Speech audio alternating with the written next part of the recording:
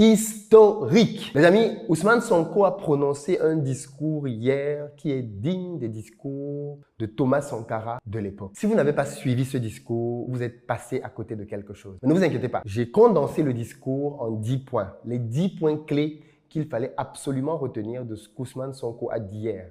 Et il a tapé très fort. C'est là. Vous vous rappelez que le président français Nicolas Sarkozy avait dit ceci. Le drame de l'Afrique, c'est que l'homme africain n'est pas assez entré dans l'histoire. Vous vous rappelez que le président Nicolas Sarkozy avait tenu cette phrase en disant que l'Afrique n'était pas assez entrée dans l'histoire.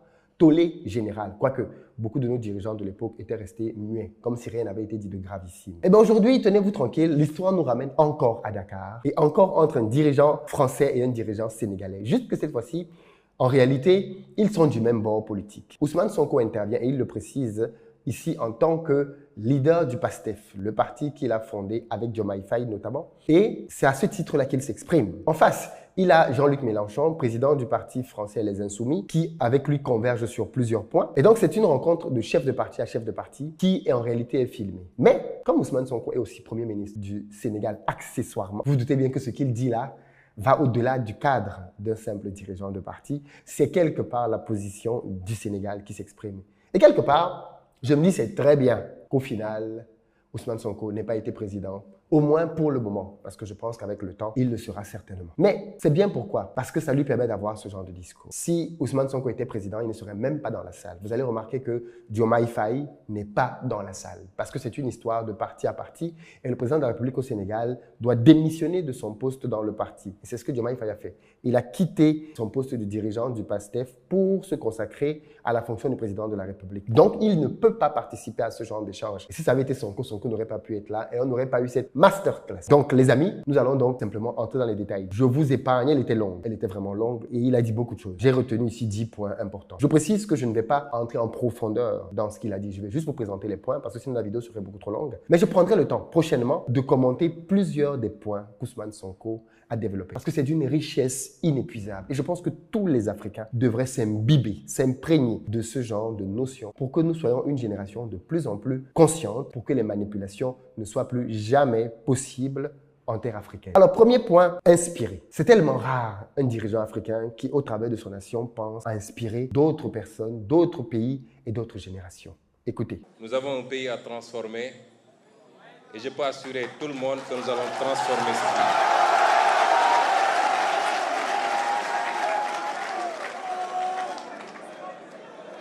Je vous le dis avec d'autant plus d'assurance que ça fait à peine un mois que nous sommes aux affaires. Un mois de travail intense, mais ce rythme de travail se poursuivra pour les 60 prochains mois, Inch'Allah. Un travail qui nous a permis d'évaluer l'ampleur de la tâche, mais également l'ampleur des dégâts qui ont été causés. Mais un mois qui ont fini de nous convaincre, plus qu'on ne l'était avant d'arriver au pouvoir, que rien ne nous sera impossible.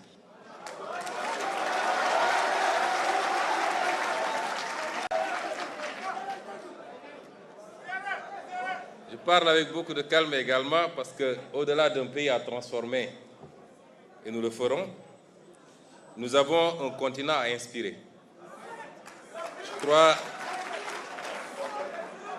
crois que nous l'avons jusqu'à présent inspiré dans le parcours combattant que nous avons eu en tant qu'opposants politiques. Il nous faut inspirer ce continent désormais par notre capacité à faire de ces responsabilités qui nous ont été confiées œuvre utile pour le peuple sénégalais et pour les peuples africains. Deuxième point, et là il commence à taper très fort, les relations entre la France et l'Afrique. Et ici, il va mettre les pieds dans le plat, direct. Écoutez. Les relations entre l'Europe et l'Afrique, les relations entre la France et l'Afrique, particulièrement celles entre la France et le Sénégal. Parce que quand on parle des relations entre les pays qui avaient été colonisés par la France, quand il est question de leurs relations avec l'Europe, il faut beaucoup plus sous-entendre leurs relations avec la France qui continue à être un écran et une courroie, une piste de transmission sur toute l'Europe ou tout le reste de l'Europe, y compris dans les instances européennes. Ces relations n'ont pas été toujours fondées, assises sur l'égalité, sur l'équité, sur le respect mutuel.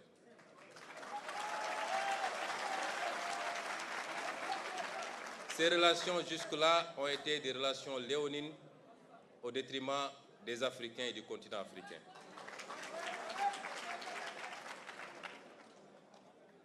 On oublie seulement une chose, c'est qu'une grande partie de l'argent qui est dans le porte-monnaie, dans notre porte-monnaie, ça s'entend du porte-monnaie des Occidentaux, des Européens en particulier, vient précisément de l'exploitation, depuis des siècles, de l'Afrique. Pas uniquement, mais beaucoup vient de l'exploitation de l'Afrique. Alors il faut avoir un petit peu de bon sens, je ne dis pas de générosité, de bon sens, de justice pour rendre aux Africains, je dirais, ce qu'on leur a pris, d'autant que c'est nécessaire si on veut éviter les pures convulsions et difficultés. Avec les conséquences politiques que cela comporte dans un proche avenir.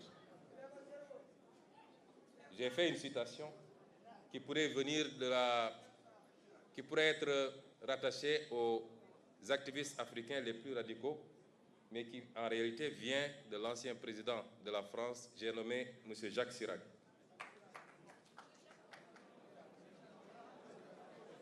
Ça étonne plus d'un, et je crois que M. le Président Mélenchon lui-même n'en est pas informé.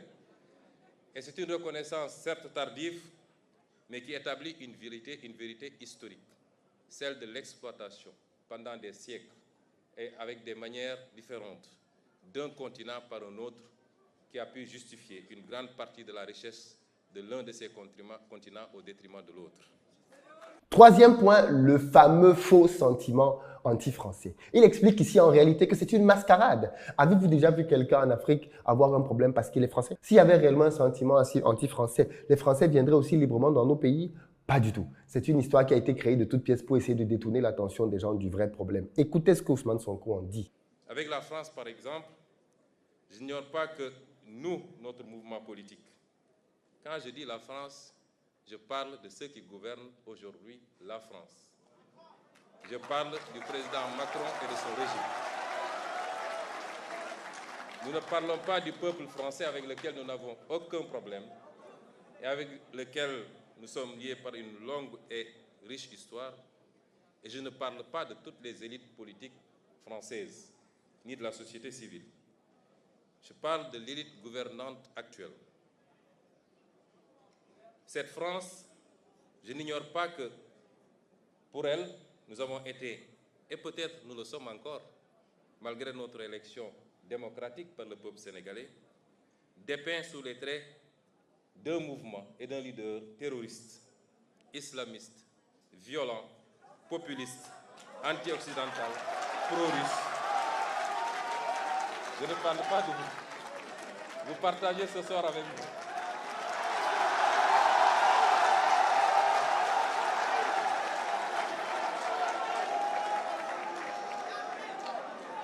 Il est évident, M. Mélenchon, que je ne m'en plains pas, puisque le français bon chouche que vous êtes n'échappe pas à cette catégorisation.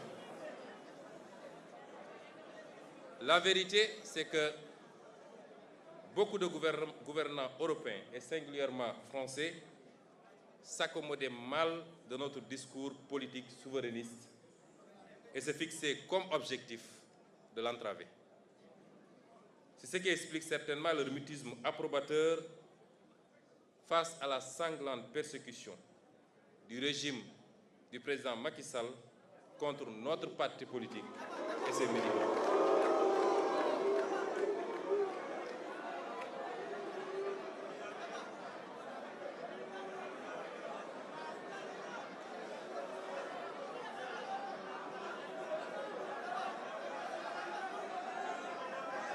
Monsieur le Président Macron,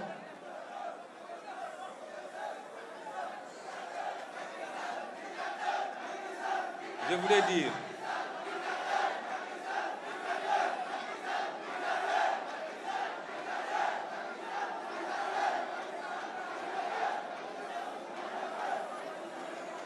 cher Jean-Luc, ce tableau semble assez sombre. Je le dis parce que durant toute la période de persécution extrêmement violente contre tout un mouvement politique au Sénégal, ayant entraîné, causé la mort de plus d'une soixantaine de personnes, des milliers de blessés, plus de 1000 détenus politiques, vous n'avez jamais entendu le gouvernement français dénoncer ce qui se passait au Sénégal.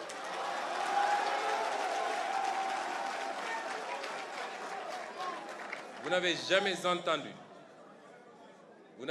entendu l'Union européenne dénoncer ce qui se passe au Sénégal.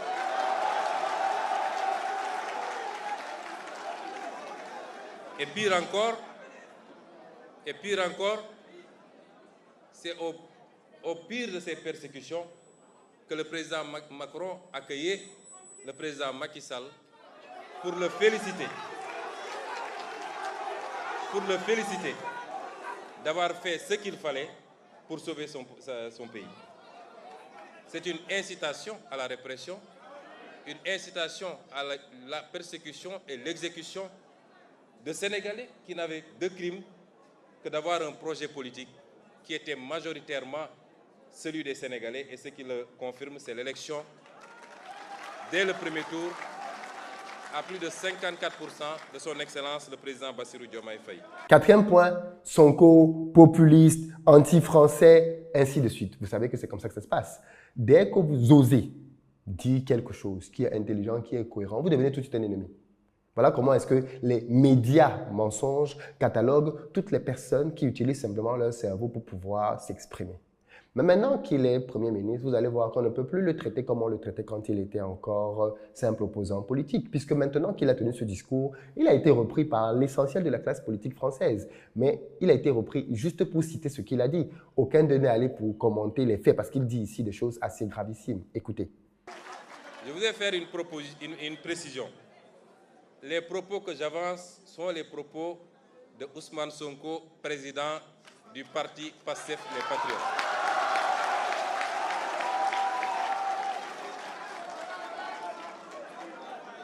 Il est évident que notre posture actuelle, consistant au fait que nous avons à conduire les destinées de ce pays qu'est le Sénégal, nous amènera à collaborer avec tous les États du monde, y compris l'État français et donc le gouvernement de M. Emmanuel Macron. Mais je peux également assurer que les postures et les positions que nous avons défendues jusqu'à présent en tant qu'opposants seront exactement les mêmes aujourd'hui qu'on est. Cinquième point, et je suis tellement content de ce point, Sonko n'a pas changé. Oui, Ousmane Sonko n'a pas changé parce que une fois qu'ils ont pris le pouvoir, on a eu l'impression que peut-être qu'il s'était un peu dilué, peut-être que les réalités du pouvoir ont fait que... Non. Il le dit, écoutez vous-même. Malheureusement, l'Occident et l'Europe, très promptes à donner des leçons et à se mêler de tout, ne se mêlent pas de tout avec les mêmes principes. Je m'en veux pour exemple ce qui se passe aujourd'hui dans les pays du Sahel. On a tout fait de condamner, d'exclure, de mettre des embargos. Ce que nous condamnons nous-mêmes. Il est inadmissible que des Africains fassent l'objet de condamnation, on peut comprendre, mais qu'ils fassent l'objet d'ostracisme et d'exclusion en terre africaine, ce n'est pas admissible. Aujourd'hui, l'Europe a ses propres problèmes avec des pays qui se disent adeptes de l'illibéralisme et qui ne respectent pas forcément les règles de l'Union européenne. Ce n'est pas pour autant que ces pays sont mis sous embargo ou que les subventions européennes sont coupées. Pourquoi faudrait-il que des problèmes politiques en Afrique soient réglés par les Africains sur commande extérieure en s'attaquant à des pays frères et à leur population surtout? Nous ne pouvons pas l'accepter.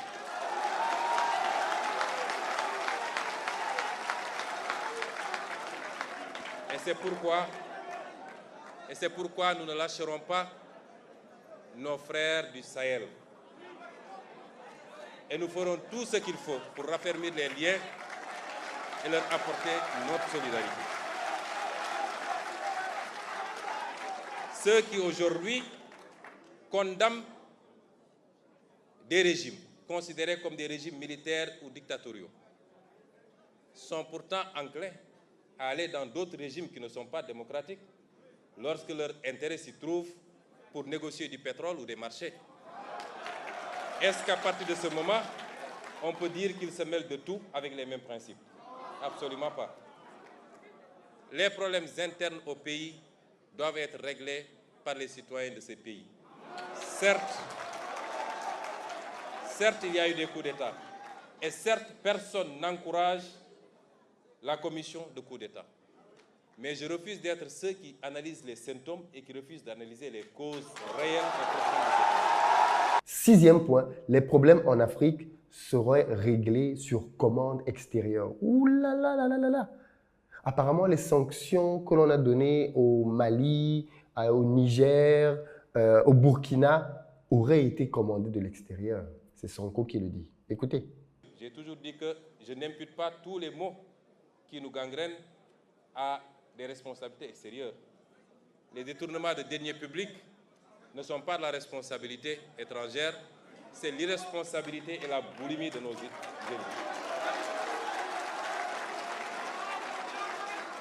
Les mauvais choix de politique publique, même s'ils sont dictés par des institutions internationales,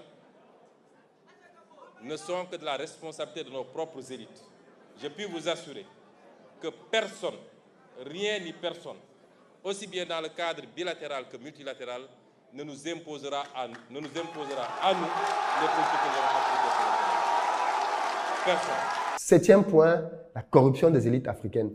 Tout le monde a eu sa part. Il n'est pas question de dire que c'est seulement les Français. Non, non, non, non, non, non. Tout le monde a eu sa part. Écoutez pour les dirigeants africains. Pour nous, l'Afrique peut et doit être une importante locomotive de la croissance mondiale.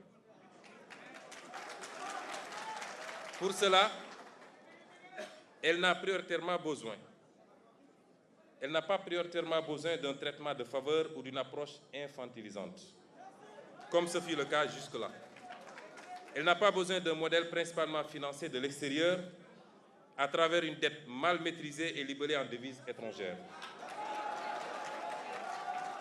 ou d'un afflux d'investissements directs étrangers exclusif du secteur privé national qui génère une croissance extravertie du fait, entre autres, d'un taux de change fixe. On nous parle de croissance depuis des années. La pauvreté n'a pas cessé de galoper. Le chômage n'a pas cessé de monter parce que cette croissance n'est pas faite par et pour les Africains.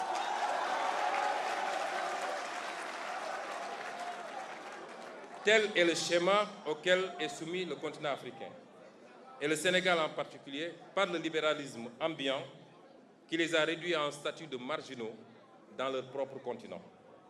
Les conséquences sont sans appel. Comme je l'ai dit tout à l'heure, extrême pauvreté, chômage, déstabilisation, crise politique et émigration clandestine. Huitième point, il y a la croissance en Afrique, mais la pauvreté ne cesse de grandir. Très intéressant point. On nous parle tous les jours de la croissance en Afrique, la croissance à 2 chiffres, la croissance à 7%, 8%. L'Afrique a une croissance que personne n'a dans le monde. Sonko nous explique que c'est une croissance qui, en réalité, ne bénéficie pas aux Africains. Écoutez. La monnaie, tout autant que l'impôt, est un puissant levier économique et un instrument de souveraineté. Vous avez tantôt parlé de souveraineté. On ne peut pas en passer, imaginer une seconde que la France puisse avoir une monnaie qui ne lui appartiennent pas véritablement. Aucun État digne de ce nom ne doit sous-traiter sa monnaie. Et en guise d'exemple, le général de Gaulle, qu'il avait si bien compris qu'à la veille du débarquement de Normandie, lorsque Winston Churchill lui fit part de l'intention des Américains d'imposer à la France, après la libération,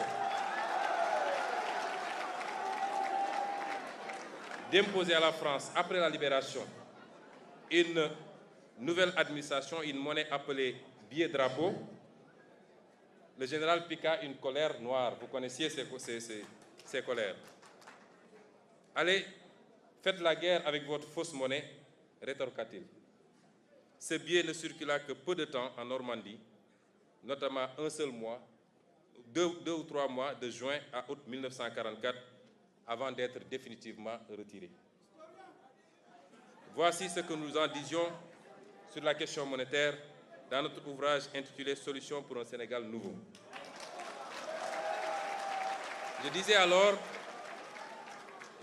que nous optons sans équivoque pour une sortie prudente de ce système exsangue, car les banques centrales ayant perdu toute initiative de change pour maintenir ce taux de réserve, compriment nos économies et réduisent l'activité interne par une limitation des émissions monétaires.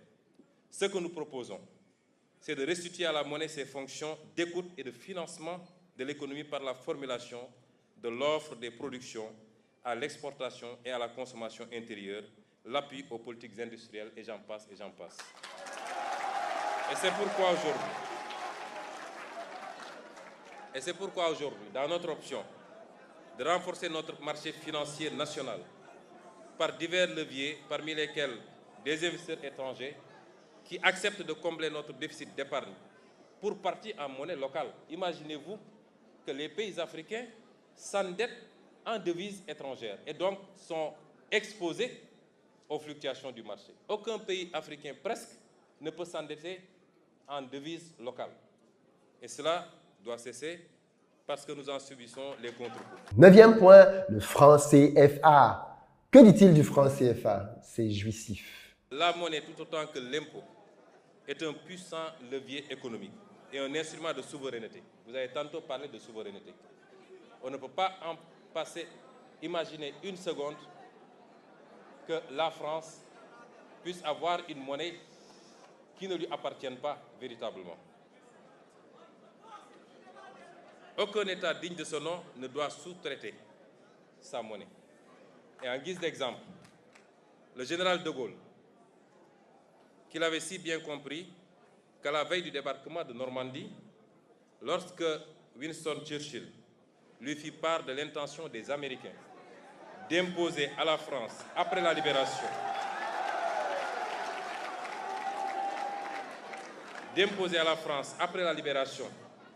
une nouvelle administration, une monnaie appelée billet-drapeau, le général piqua une colère noire. Vous connaissiez ces colères.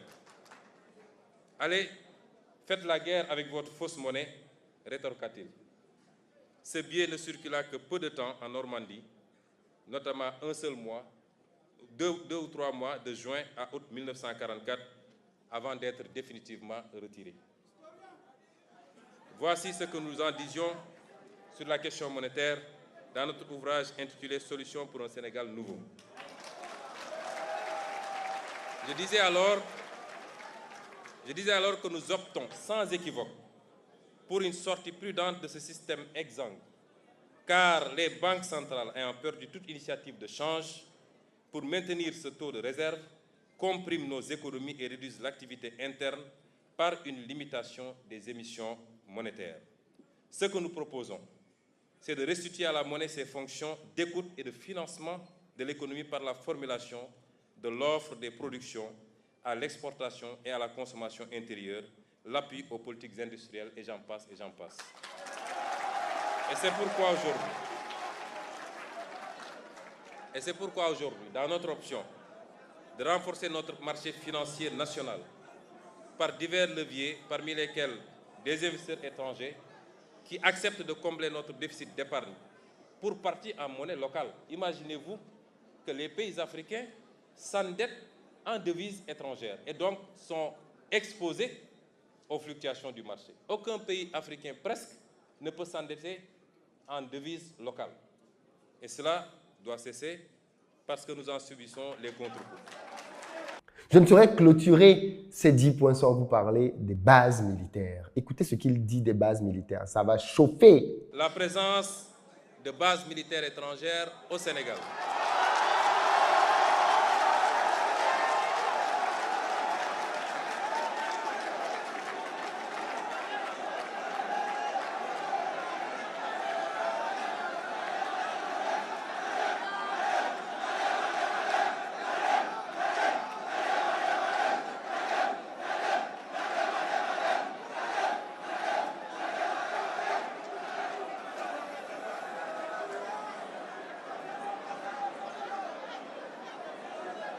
Cette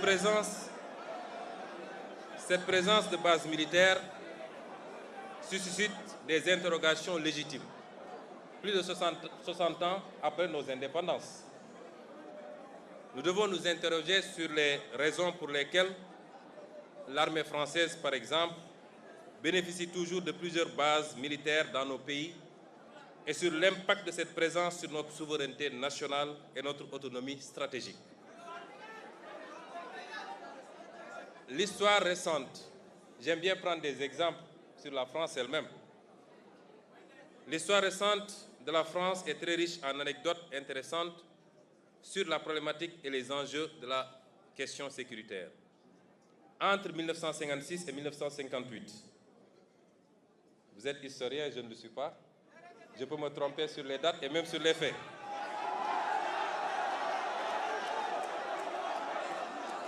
Mais entre 1956 et 1958, c'est-à-dire après la Deuxième Guerre mondiale, les Américains eurent le projet d'installer sur le territoire français un stock d'armes nucléaires et de missiles balistiques.